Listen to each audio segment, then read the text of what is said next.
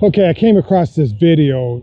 This guy, I think his name is Caleb Hammer, but just watch this video and I come back and I'll share my thoughts with you about it. Starting to not have sympathy for the boomers. I'm really not. Really? Best job market ever, best stock market in the history of the world.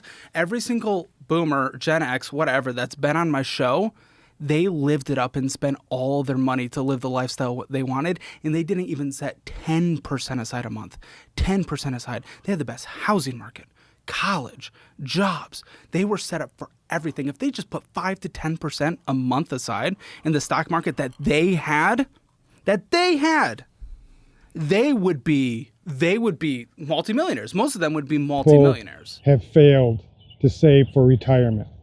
Now, I think the biggest one is people just didn't plan for it. I mean, there's no ifs, ands, or but about that. You know, when you're 20, 30, 40 years old, you don't think about your end last 10, 15, 20 years.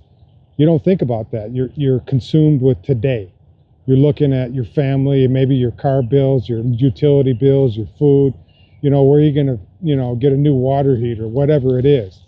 So that's why, and people just struggle. There's certain reasons why people struggle.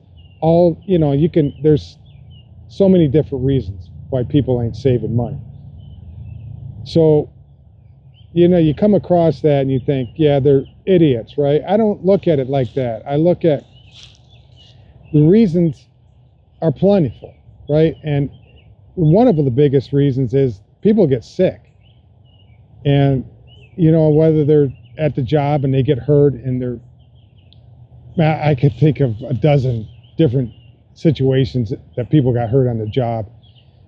I remember one guy that he fell off a roof and broke his back and he was done. I mean, yeah, you're going to get, maybe disability, Social Security, but you're going to live on a shoestring budget every day for the rest of your life. Yes, there's another guy that he caught a cold and then he got pneumonia and it damaged his heart and he can't do high strenuous work. I mean, he could do things online at home.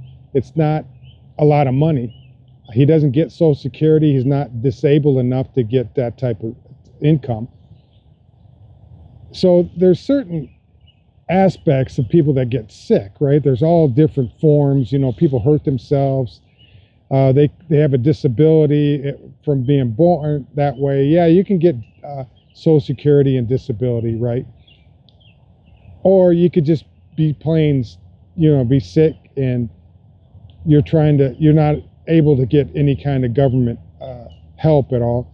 So you just live day by day. And, by the time you're 70, 80 years, if you live that long, you're used to living on that kind of income. And, there's other reasons why people they might have an issue in the family. I know with two of my children, my youngest son and my oldest daughter, they passed away with cancer. And my wife and I, we did everything we could as far as taking care of them.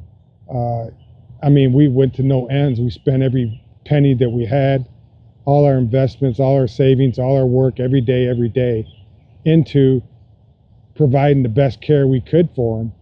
And yeah, they have insurance and yeah, that, you can get help, but it's the day-to-day stuff that drain you. I know my daughter, she was 1,200 miles away and my wife and I we would work, and every other weekend I would go and see her, and then the next weekend my wife would go, and it was a lot of airfare that you don't get compensated for. You don't get paid for your daily needs driving around, if you got to rent a vehicle or whatever else. I mean, it was pure hell. So them cases, yeah, that people use up their funds. I mean, they might have a situation.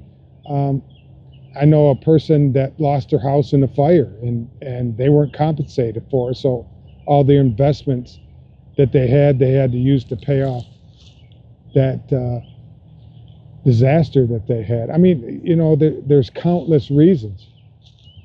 But to lose faith in somebody that they didn't have the means, or they didn't care. You can't just lump everybody into saying, yeah, they failed, right? They failed to save money, and now look at them, they're scraping the barrel. And I just look at, you just can't, you can't do that. I look at it, no matter what age you are, if you're healthy enough, you can start over at 50, 60 years old. I know I'm going to hear it, but you can.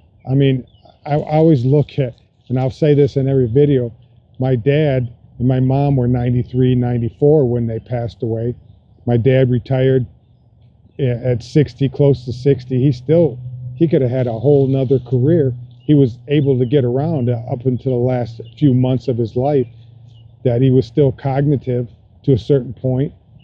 So even if, 3 years ago, he was still taking care of his yard, mowing the lawn, that type of thing. So he was 90 years old. I mean, yeah, you don't want to do that, start another career, but if it means that to pay bills and to live halfway comfortable, yeah, you're going to have to do it. I'm not a big believer in retirement at all.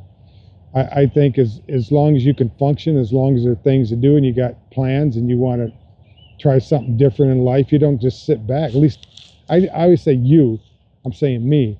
I don't sit back and say, yeah, I'm done. I'm going to take it easy. I'm going to watch TV and I'm going to enjoy myself. Yeah, I can still do that right now. I can work around the yard. I can go on trips. I can go fishing with my son. I can go on a vacation at any time, any point that I want, and I can get up and leave. So that, to me, it's a downfall, because I just look at, hey, I can leave now. Most people, they have to plan a year in advance because they only get 1 or 2 weeks off a year. So yeah, I mean, maybe that's the best way to go about it.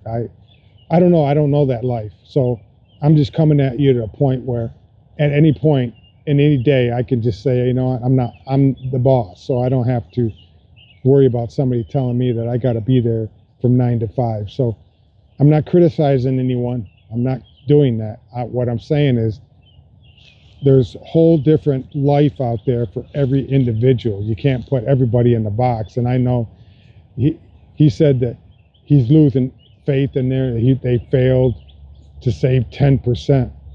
I mean, you think about it. Somebody's making $800-900 a week, and you look at 10%. That's $90-100 a week. That's $400 a month. Okay, so you look at a person. Their rent might be $1,200. They got a car payment, $400, $500, $600. They got insurance. I know where I live, insurance is astronomical. It's just outrageous.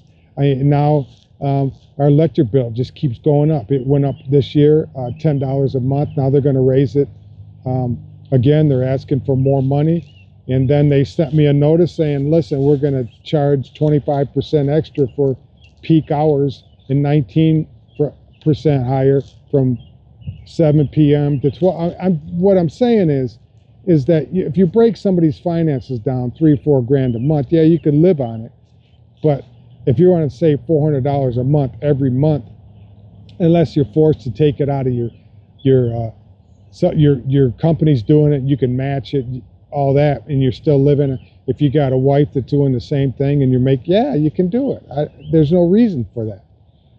But a single person, or even somebody that's not making $800-900 a week, maybe they're only making $5, and the wife's only making, or girlfriend or whatever's making $500. That's $1,000, yeah.